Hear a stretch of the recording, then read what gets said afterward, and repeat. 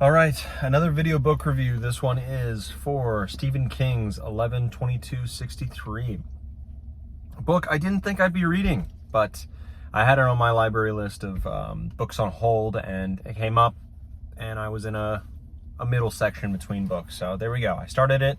Knew it was kind of big, but not too bad. I also knew that it's one of his stronger works, and people really like it, and it's about JFK, so I always found, and as most people do, JFK stuff interesting. If you do like even a little bit of a dive into it, you're questioning things. So this book is really a time travel book, as you might know. Guy from 2011, school teacher, really goes back in time through a thing that's not explained, but whatever, you get it. It's the vehicle in which gets the person back in time, and now we're dealing with like 4 or 5 years even before JFK. So he has to, set his life up and get everything set up. He's got a lot of time even before the JFK stuff. He doesn't have control over what his time is, right? So he's there, and from what he knows, every time you go back and forth, it's just a reset. In fact, the guy who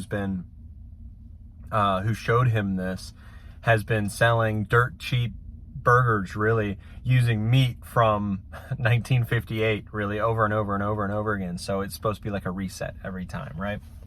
And so he goes back, and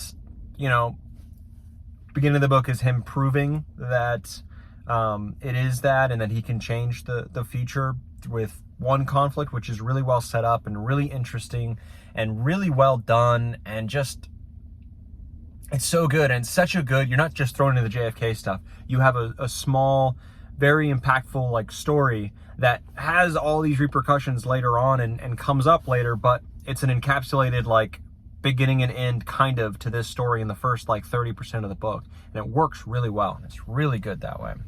And there's I know a scene in there that I think is the most pulse pounding scene that I might have read in a book, like, ever. It is just so pulse pounding when just, I guess, the moment is happening right there with this story. And I don't even think the story, like the remainder of the book, gets as crazy as that. It does get wild, but it doesn't get, like, it didn't emotionally and physically like lock me in like that did. So that was great.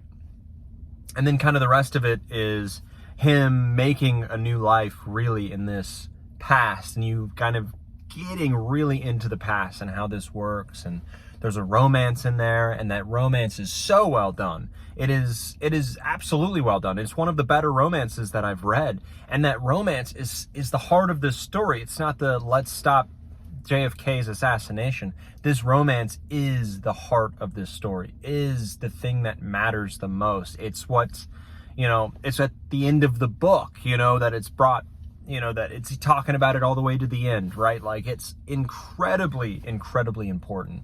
And I thought it was sweet. It was moving. It was memorable. The Sadie was just great and layered and just wonderful, right? And flawed and imperfect and damaged and all of these things. And it was such a great romance there. I really loved it. And if you've seen any of my other reviews, I don't like romances very much in books, but when they're done, in a way that's realistic and done well, then obviously, just like anything else, I'm really going to enjoy it. But this was done so well that I just kept going, not for the JFK stuff, but for the romance stuff. I was really rooting for it. And that's again something very different than I'm used to. And then that JFK stuff, the messing with dealing with the past, right? And trying to change it. I really liked how they dealt with that in the book throughout the whole book, right? And I think what he kept saying was like, the past is obdurate, right? And I might be saying that wrong, whatever. But really what that means is the past, there is some force that is really trying to keep you from changing the past. And not like the past in the small stuff, right? You cross the street at this point, before you cross the street further back, past doesn't really care about that. But when you're trying to change big things, now it is setting things in motion to stop you, and it is keeping you from that. And then the ways that it does it, it makes the past and the way that history has already been happened. It's not a malevolent force, and the book says it's not a malevolent force, but it definitely is the adversary for most of this book. It is the adversary. And it was really cool how that affected the actions of our characters and how they were changing. And it wasn't like, oh, I can just, show up at this point in time and know where, let's say, Oswald's going to be and take him out. The past is not going to want you to do that. So it made sense why a lot of these things were happening. And I really like that too. It was an interesting way to make it not such like an easy thing. It made it in the past an interesting place, not just because it's foreign, it's someplace that's so different from our own, but it's also a scary place in that way. Now, there were a few moments in there, one in the beginning when, and I thought it was cool and kind of speaking, I don't even think about the past being evil, but kind of speaking about other Stephen King works. We're in Derry in kind of the beginning, like in the beginning of being in the past, we're in Derry, Maine, and you come across, characters from other books. And I only know that because I haven't read some of these books, like It takes place in Derry. You meet a few of those characters, and I didn't know that. I've seen the movies, the newer movies, right? So that's why I know that. And Derry kind of clicked. I was like, why is Derry familiar? And then like the characters showed up. So that was interesting. But then there was, like there are spots in this world or in the world really that are just so evil and are trying to draw you in to take you to do whatever they will to you.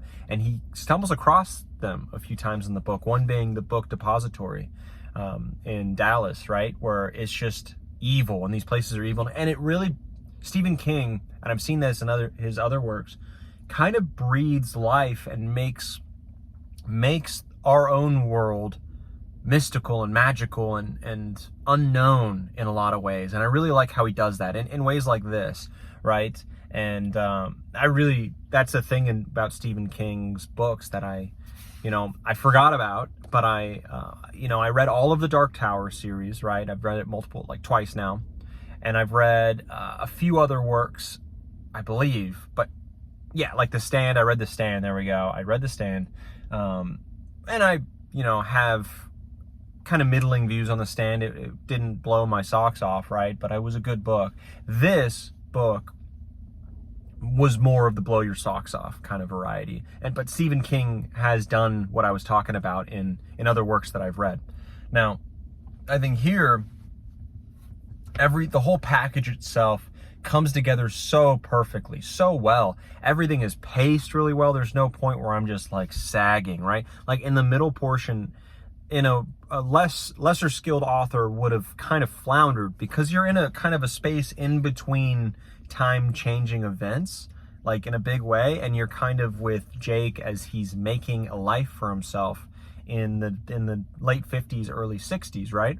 But because his character work is so dang good and the romance is so dang good, and that's where we're really starting and getting deep into the romance, that's when, like, that was not a low point. That was actually an incredibly interesting, heartfelt, slice of life feeling almost moment where we're invested in these kids, a football player who is like, how do I say, he is a football player at heart, very skilled, but he also has a passion for the arts that he doesn't know about until Jake comes here and sets up a play. And then now we've got fundraisers, we've got, the school coming together for things. There's small town heartbreak, small town joys, and you celebrate them with them. And Jake is really making a life for himself. And now he's like, he's kind of running into this feels more like home than 2011 feels like home to me. So now he's a man without a place in time almost. And that's also really interesting point of view that's being explored and a feeling that's being explored in this book. And it's just got such a great, it's a whirlwind of emotions, this whole book, that has all of these questions that are being asked and things that are coming up that, done differently would not work. And this would be just a mess of a book, but it's just it is perfectly done. It's like when I finished watching Casablanca for the first time not too long ago, like 2 years ago. And just watching every scene was perfect. Every scene was perfectly done, paced, and at the end you really feel satisfied. This was kind of like that. This was really a lot like that, where everything just went so well together. And I struggle to see how this book would be better. I, see that a lot in other books. I'm like, okay, this part could be shorter. We could have not focused on this character, that kind of stuff. But this, I think everything was warranted. Everything was good. Everything had its place. And because of that, this is a top read of the year. Well, definitely top 3 books that I've read this year, and we'll see how it shapes out. Might be the best book of the year. We'll see, but it is absolutely fantastic. I would say minus a few minor critiques that I had throughout on how this was shown, and maybe not liking how the kids were speaking. It didn't feel realistic in some way, that kind of stuff that came and went in the space of a few lines, that kind of stuff that you just forget about as you go on, right? That's the only stuff that really came to me. But he humanized characters in history or people in history that we come to from the future as with the knowledge of what they've done. And that's the snapshot, that one event in their lives. That's kind of how we color the rest of their lives, right? But through books like this, you see characters and people who actually lived through their life leading up to that one moment. So you have it feels broader view on it. And that's just so beautifully done. And the little pieces don't take that much away from it. This is leading it to be like a 9.5 book. It is that good. It is so good. Great, really. I'll call it great. It is that great. And so I would recommend this to anybody, history buffs, obviously, but just people who want a great story with great plot, great romance. Everything matters. Everything's tied up in a bow, and it really, really matters. Really matters. And these are the books that only excellent writers could do this. And they make the kind of risks, and they do the kind of risks that, lesser authors would falter and fail. But Stephen King's not one of them. He is absolutely great. So with that, on to the next book.